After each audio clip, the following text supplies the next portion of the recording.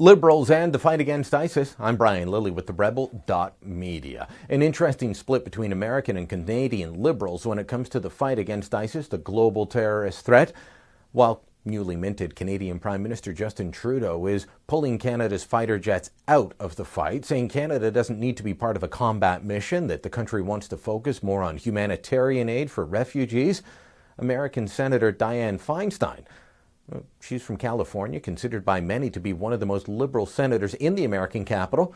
She's saying enough is not being done. There needs to be more to combat the threat of ISIS. Feinstein made the comments on Meet the Press, telling NBC's Chuck Todd that sending in 50 special forces just doesn't cut it. The special forces are limited. I think 50. That won't do it. If we're really going to use special operations, quick in, quick out, you have to do it in a much more comprehensive way to get at ISIL. This just isn't one facility. It's not one building in Raqqa or somewhere else. It's many different places. The other thing that seems to be emerging is the belief that bombing alone isn't going to do it. We've had over 7,000 sorties. Others have made sorties as well. We have made the majority of the sorties, and that hasn't changed the dynamic. So I think we've got to look at those things which can be major in scope. And this means put together a strategy with Russia and move ahead. Feinstein wants more special forces. She wants more bombing campaigns, saying the bombing alone isn't enough. How it's being handled is not enough.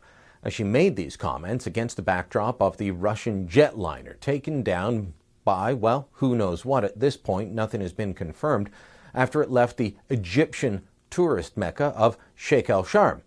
But according to Feinstein, she said she's seen enough evidence through her classified briefings to believe it was a bomb and that ISIS is to blame, and that this is not the only attack they've carried out beyond the borders of Iraq and Syria.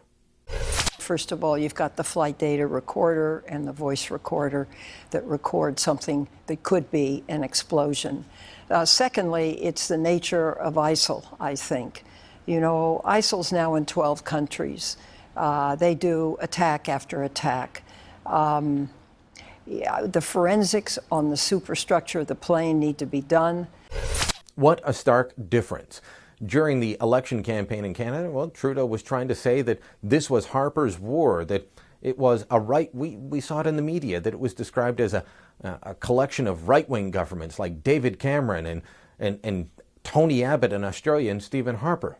But here you've got an uber-liberal in Dianne Feinstein saying, no, President Obama, the leader of the coalition against ISIS, needs to be doing more. And in fact, she even calls for him to work with, well, Russian President Vladimir Putin. It's an interesting split, and one that shows that on this front, Trudeau is offside not only liberal ideals, but international ideals as well.